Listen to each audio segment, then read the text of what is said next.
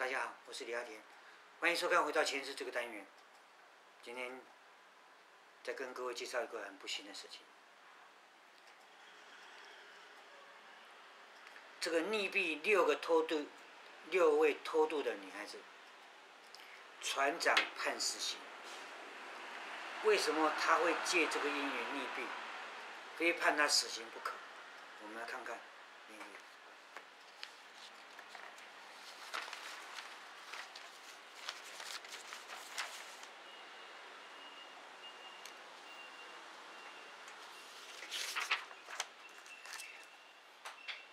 今生死罪难逃人，前世下网脱衣人。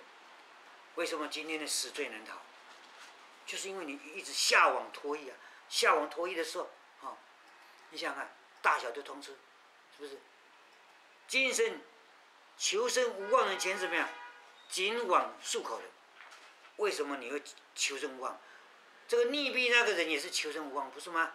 今天这个船长被判死刑，也是求生无望，是不是？因为怎么样？紧网束口，把网收起来，你抓鱼抓到，你就是因为让别人走绝路了嘛，是不是？今生只能判死人，前世网中垂泪人。今天只能判死，是法官决定的。这个法官是谁？网中垂泪人，就是给你抓的那些鱼，经年累月累积的那些恨念的集合体。网中垂泪，他不是垂死了等死吗？所以有些时候抓鱼，我们不精心，因缘不记住，真的讲，我们做错一些事情都不知道。等因缘一记住，他会借助因缘，今天网中垂泪那些鱼，他没办法置于你死，他就借助其他因缘转化成那些人，来勾引你，要谋取更多不同的利益的时候，然后呢，很不幸，他再死一次，让你把他淹死了，结果怎么样？老母落泪，因为就怎么样？谋财无悔，就是因为你谋财嘛，就是因为你谋财，是不是？贪图那个，你若不贪图，为什么要在那个偷渡你呢？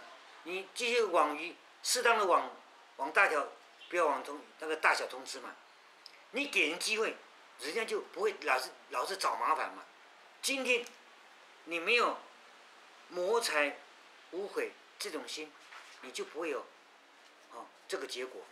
所以今天会只能判死，那是因为一直累积这种业报，所以是那个人就是网中垂泪的人。最后判决你死刑那个人就是网中垂泪的人。你要不要继续做？你自己决定吧。谢谢。